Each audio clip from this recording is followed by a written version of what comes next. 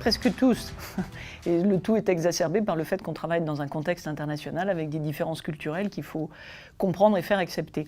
J'ai plusieurs exemples à vous donner. Le premier, c'est ce qui concerne la négociation des clauses financières dans le cadre d'appels d'offres sur des contrats internationaux. Et j'ai peu de marge de manœuvre pour faire accepter quelquefois des conditions financières indispensables ou vues comme telles par la direction financière ou par les directives groupes.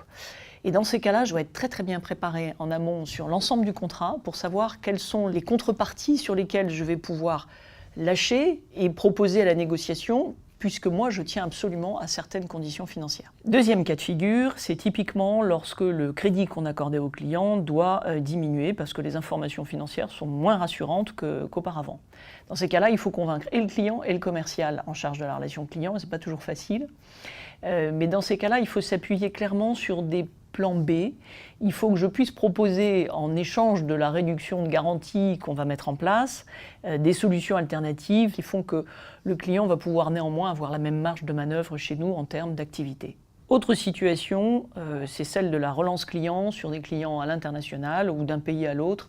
Les contextes culturels sont très différents. Ils n'ont pas la même perception du retard de paiement, ce qui fait que je ne vais pas préconiser la relance identique pour un client européen ou pour un client asiatique ou pour un client situé en Afrique. Autre exemple, c'est lorsqu'on met en place des plafonds de crédit dans les entités sur nos clients.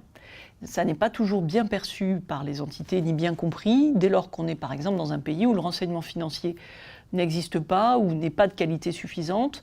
L'entité ne perçoit pas immédiatement quel est le risque financier accordé au crédit. Dans ce cas-là, mon rôle, c'est de les convaincre d'utiliser un autre indicateur qui est celui de la marge réalisée sur ce client et du risque pris au regard de cette marge.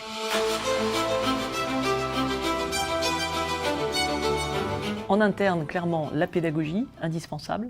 Et puis en externe, une certaine aptitude à la négociation, doublée d'une intelligence situationnelle qui permet, dans le cadre des appels d'offres notamment, de placer le bon argument au bon moment.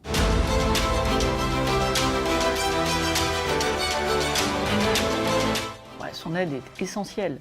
Parce que d'abord, il a une grosse puissance d'information, évidemment, il dispose de bases de données considérables, mais en plus, il dispose d'informations récentes et fraîches. Au final, le fait que l'analyse de l'assureur crédit corrobore ma propre analyse et décision rend cette décision plus acceptable pour l'ensemble des partenaires. Si j'avais 3 recommandations à faire, ce serait 1. Veillez à vos stratégies d'alliance et notamment faites des commerciaux qui ont une fibre financière vos meilleurs ambassadeurs vis-à-vis des clients. 2. Allez en entité, allez chez le client de façon à mieux comprendre la psychologie des uns et des autres. 3. Ne sous-estimez jamais l'importance de la préparation d'une négociation commerciale de façon à pouvoir abattre vos cartes au meilleur moment.